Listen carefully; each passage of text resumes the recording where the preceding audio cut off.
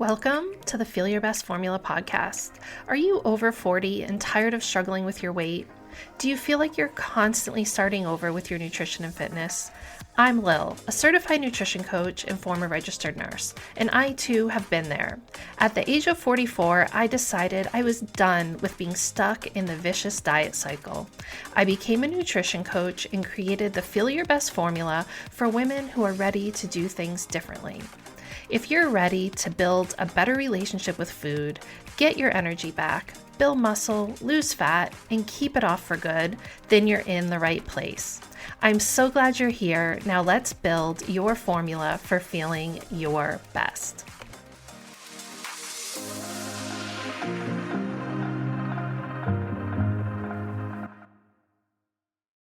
Hi, everyone. Welcome back to the Feel Your Best Formula podcast. I'm Lil, and as you may have noticed, I've taken a bit of a hiatus the past couple weeks here. Honestly, I had absolutely no idea how crazy life would be these last few weeks of senior year for my son. I did some volunteering, and it's just one thing after another as far as events and activities. And our school does both a commemoration and a graduation and a senior picnic and all kinds of things. And it was awesome, but it has been a whirlwind. And of course, my clients, my paying clients, they come first. And then my content creation, like here on the podcast or on Instagram, which is something I do for free, that kind of has to take a backseat, and I was not prepared for it. So a little PSA to any of you who have high schoolers, just that probably those last 3 to 4 weeks of their senior year, it's a lot. And we kind of had it coming from both directions, because not only was he finishing senior year, but then we had deadlines and things to decide and commit to when it came to his freshman college checklist, and he had to find a roommate and choose his dorm room and all kinds of things. But these are all first world problems. It was all great, and honestly, such a bittersweet time. It was awesome seeing him graduate, walk across the stage. And what I'm most grateful for is I truly feel that his high school prepared him for next year. They did a great job, and we really just have so much to look forward to. So now we're almost at summertime. We're wrapping up the rest of the school year for my younger son, and it's going to be time to start a new daily routine. And kind of that's part of what I'm going to talk about here today. This is going to be a bit of a smorgasbord type podcast episode because I just felt it was appropriate. Number one, giving you a little life update here on where I've been and what I've been up to, and sharing my own experience with getting back into a routine, because I'll tell you, over the last month or so, definitely was not sticking to my workout routine the way I normally have. I was not tracking my food. I was purely in survival/maintenance mode. And I am just really ready and craving getting back into a routine and that feeling of control that I have when my days look very much the same. It's very exciting to do things like go on vacation and have these momentous experiences. People get married and have babies and all kinds of exciting things happen in life.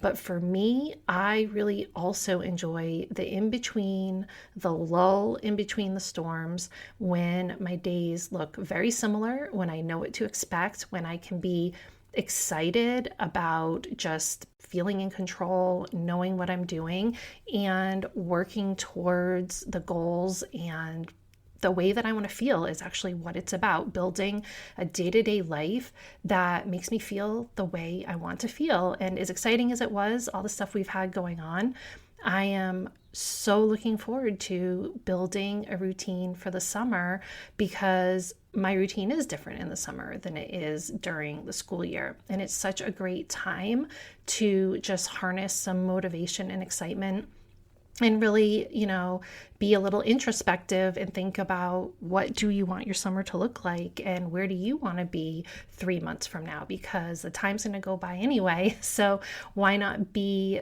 more directed and have a plan and enjoy yourself, but also work towards building the day-to-day life that you want. I know in the past, in summer, I always felt this pressure to be on a diet, not just in summer, but all the time. And the truth is that now that I have such a different perspective and a different understanding, because truly that's what it is, having the knowledge to understand that, being, quote, I hate even using words like off track or off plan, but just sort of out of my normal routine. I used to have so much fear and anxiety that missing even so much as one workout or having more than a couple meals that weren't clean or didn't fit in my diet plan, I used to think the world was going to fall apart. And it really led to this all in or all out mentality, to now having this flexible approach where when I was in the thick of things and my days were very, very busy and I was running around, and I think what I wasn't expecting over these last few weeks was a lot of last minute things. I think that's what kind of threw me off, where all of a sudden it would be, oh my gosh, we have to run out and do this thing or pick this thing up or drive somewhere. And there was just kind of a lot of that type of interruption and disruption of, normal day-to-day life. And in the past, I just would have gone and just been totally all out of sync with my eating. I would have just gone overboard. And instead, I just now have so many basic ways of making choices in the foods that I love, and it wasn't stressful at all.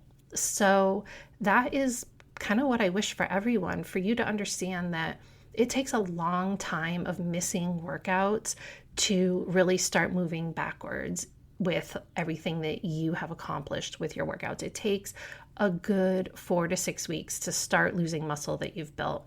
And you're not going to lose your cardio endurance or anything like that overnight. So if you have a couple weeks where you're just not able to put in the work, that, you have these other priorities that just have to take precedence over your fitness and your nutrition. I wasn't really doing any meal planning or prepping because it just wasn't really in the cards for us.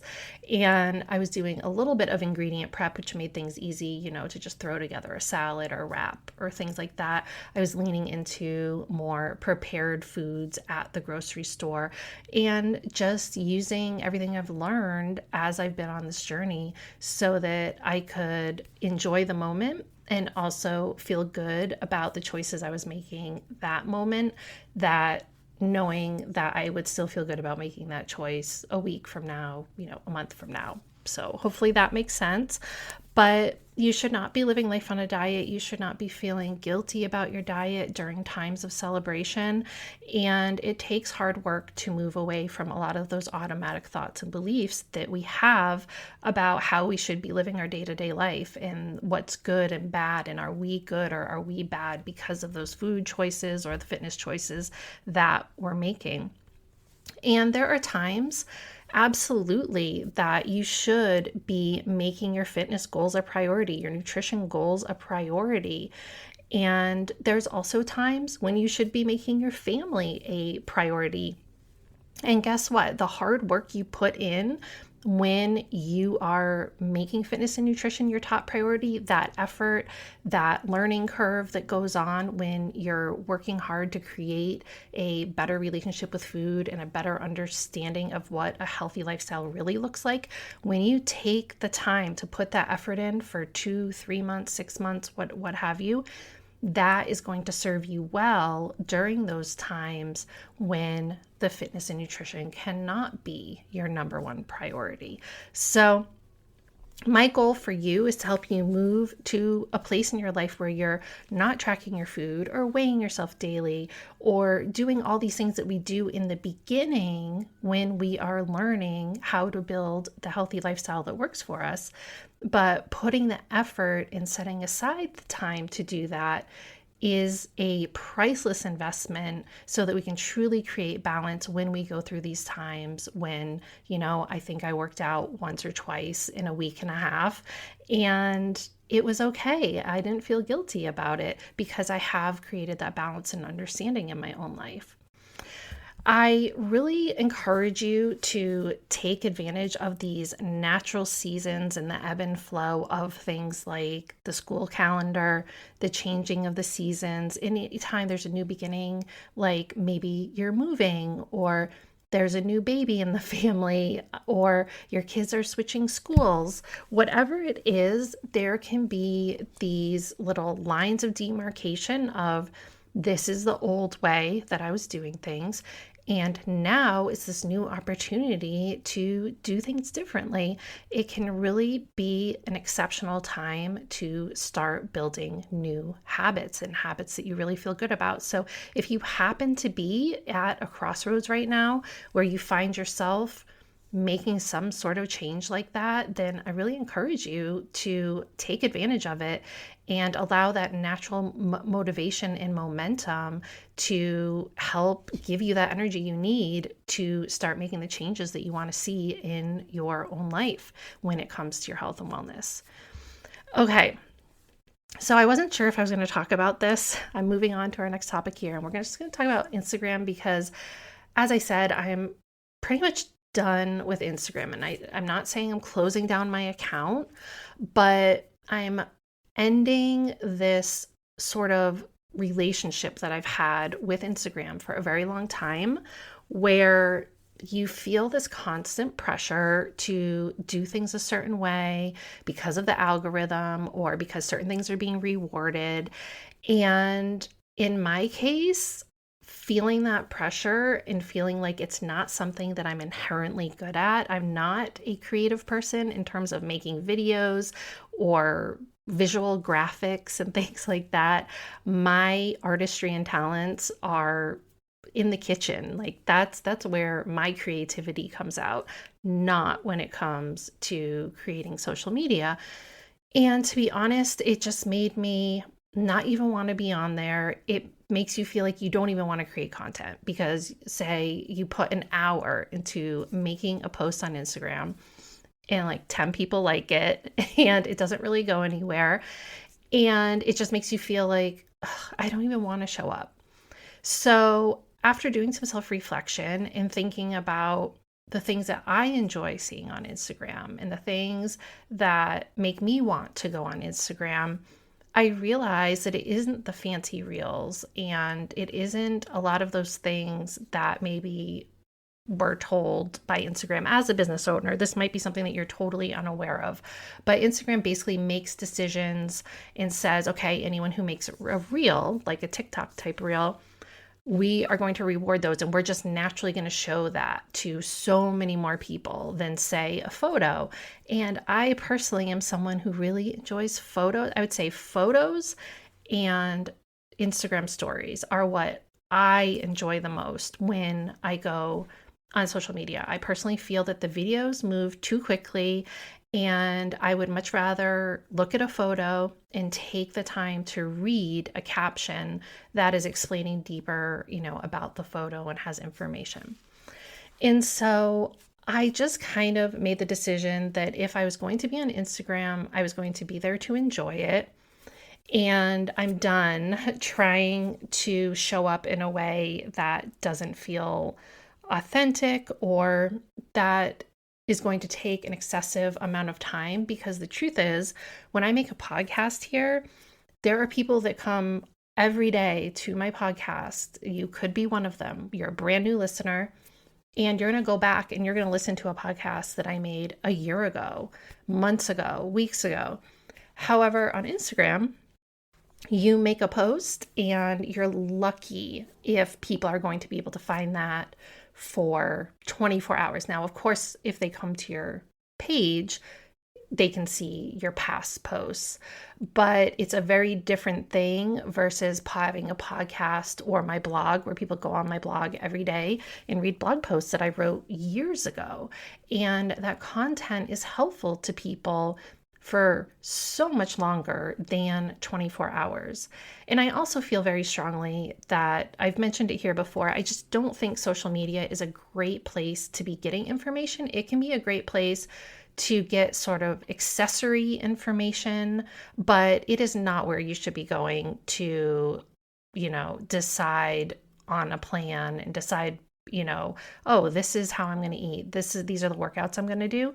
Yes, if you invest and start working with someone and actually being given a comprehensive, individualized plan by someone who happens to have an Instagram account, I think that is smart, especially if, they check the boxes and they're not just scamming you. But overall, if you are truly serious about making change in your life, you need to invest in long form content. That means taking the time to listen to podcasts or watch YouTube videos or read a book, or if you want to shorthand that and hire someone like myself to help you walk through that process, then that is a much better use of your time than just scrolling on Instagram or TikTok and hoping that whatever the algorithm puts in front of you is actually going to be something that is helpful for you. So I personally don't really see Instagram as a place that I can, in a very cohesive way, talk about all the different pieces of what it is like to follow my plan. I can put it out there in bits and pieces, but anyone who's truly interested in taking that leap, changing their relationship with food, understanding what foods work for them, understand how to build muscle, lose fat, and do it all in a very mentally sane way, then I would hope that they're listening to my podcast like you are and not trying to piece it all together just from whatever I happen to put on Instagram. So I just decided I am done trying to fit into the box that Instagram creates for us. And instead, I'm just going to share what I want to share. And I thought it was so sweet. I received some messages recently of people saying they really enjoyed seeing, the behind the scenes and seeing my son graduate. And especially those of you who have been here, when I first started showing up on social media, my boys were, I think, 6 and 7 years old.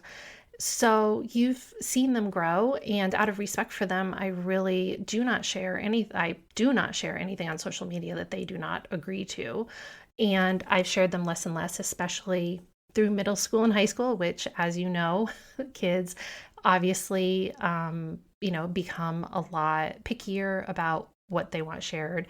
And I always respect that. So my son was more than happy to let me share these events with you guys. So it was nice to see that many of you said this was so great to see, and they were happy to see me sharing those things again, because I did go through a long period of time where I shared pretty much zero personal, information or behind the scenes stuff. And that was just me working through my own decision on how I want to show up on social media and finding that balance of respect for myself, respect for my family, and also making sure that you're finding value in what I'm sharing. So if you follow me on Instagram, I'm probably actually going to be showing up a little bit more frequently on there, because I'm just going to be coming from my heart, sharing what I want to share. And the heart and soul of my business is really my podcast if you're not directly working with me. And this is what you should be diving into on a regular basis if you're not ready for the one-to-one coaching.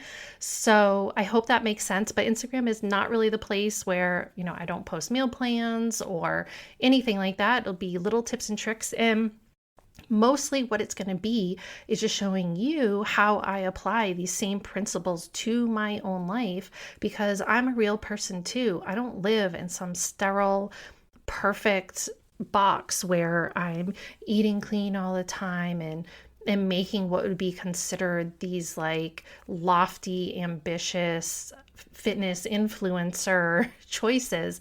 That's not the reality. And I would say, if you follow people who act like all they eat are, these perfectly portioned meals, and they, never have a glass of alcohol and they never eat a brownie, or if they do, if they make such a huge deal out of it, it's literally becomes disordered. I just am a regular person. I'm a regular mom. I'm a regular woman. I'm someone who loves food. And I hope that I show up in a way that you understand is relatable so that you're not thinking that you can't do this too, because I'm telling you, you can.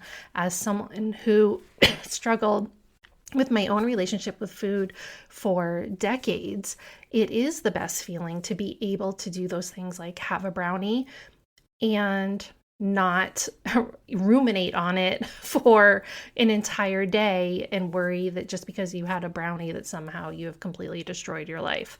So hopefully that makes sense.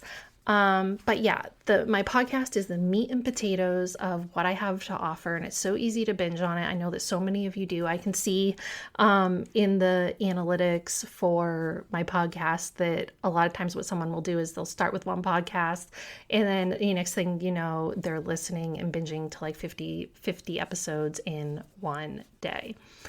Okay, so, well, not in one day. Sorry, 50 episodes over, like a couple days. Sorry, my brain is still not fully screwed in right, I think. I'm still waiting to get back totally into my normal routine, and that should happen next week. Next week, we'll be done with finals, and the only thing we have left is my son's graduation party, and then I get to just, be in a nice little routine for summer. So we're going to be wrapping up this episode, and I kind of wanted to share a couple tips on fat loss phase because I have multiple clients right now in a fat loss phase. And because of that, just so many important tips have come to light over, the past few weeks for me that I just felt like we need some reminders on here, because the best way to learn is to repeatedly hear the information until you finally, it really becomes ingrained in you. So here we go. A few fat loss phase reminders. And I just want to start off with this very important reminder that you should not be doing a fat loss phase if you have not taken the time to build a solid foundation, a solid relationship with food. Okay, a healthy relationship with food and understanding of how food, fitness, and energy balance works in your body, and understanding how weight loss and fat loss is different. And if you have not spent any time in maintenance, building that better relationship with food, building some muscle, then you have no business doing a fat loss phase. Now, of course, caveat, as I was saying here, this is a nuanced thing. Different people are coming from different situations. This is not 100% for everybody. If you are someone who has a large amount of excess body fat, then you might be able to start off in a fat loss phase.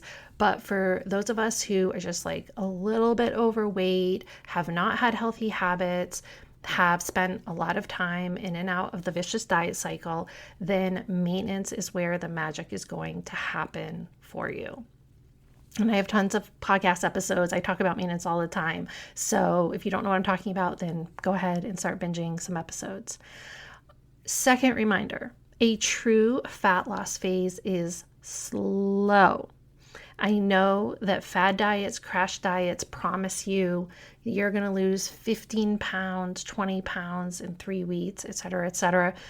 Understand that that is not doing things the right way. That is you losing water weight, losing muscle, yes, losing some fat, but it's not sustainable and it's not a great way to lose body fat.